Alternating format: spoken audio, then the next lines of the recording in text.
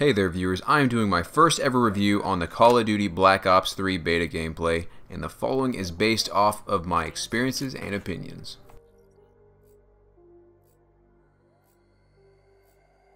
Okay, so immediately I need to say I was far more impressed with it than I could have imagined. I'll be going off everything I observed, both the pros and cons, but don't expect there to be an equal number of either. We will go ahead and do the cons first because it is always best to leave things off on a good note. The biggest con to name first I would have to say would be the unstable time to kill. At times it can seem instantaneous, then other times you could get 5 hit markers or even tank a hailstorm missile.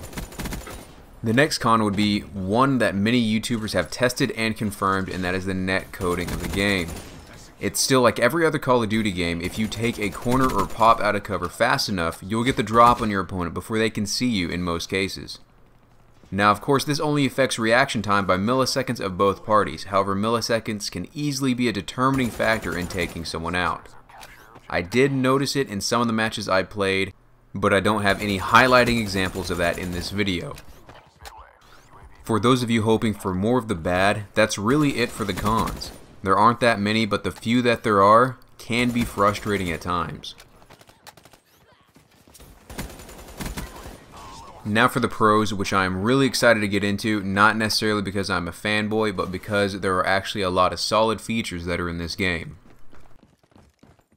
To start, the best thing I can say is that more or less all the guns are perfectly balanced.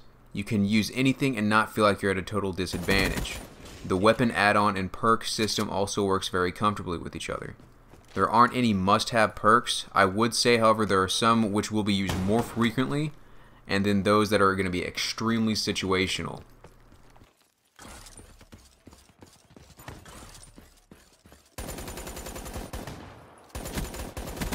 Next is the movements. The movements at first I was uncertain of. I was expecting the same game-breaking broken movement system that Advanced Warfare had, however that isn't the case at all. All of these movements are very fluid and feel quite natural and really flow good with the gameplay.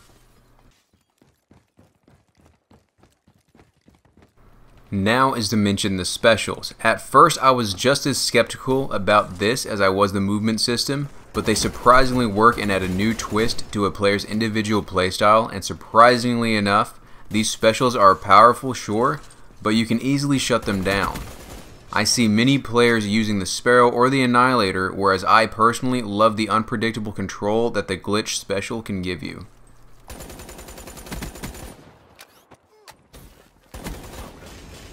Finally is the maps. Most maps in Call of Duties have always been balanced for the use of all weapon types, and this game continues to make that diversity of weapons possible. As I previously mentioned before, the weapons are pretty well balanced, so if you're using an auto rifle at the mid-range area of the map, you can use that to your advantage. Then, to add to that, if you are in a fire team and you are zoning the mid-range area good enough, eventually enemy players will start to avoid that path, and you can change their travel routes into CQC choke points that ally players with submachine guns can really capitalize on. I mention that as an example because that is exactly the tactic my teammate and I used for a good percentage of this game. Since he was just getting back into the feel of the Call of Duty gameplay, this defensive role was the most appropriate for him. So to finish off the verbal commentary on a moment of extreme inaccuracy of someone not even playing, I would like to give thanks to those of you watching this video. It's really simple, but I like to think it's more so straight to the point. If you like the gameplay, feel free to watch the rest of it. I managed to really showcase why I love the glitch special so much as I pick up a shotgun out of curiosity later on in this video.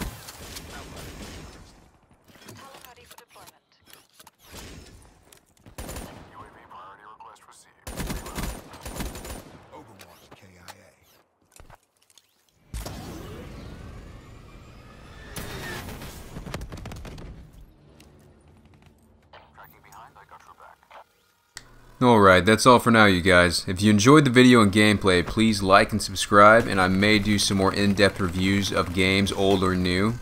And feel free to make requests if you have any specific games for me to check out and review. Until next time, have a good one, everyone.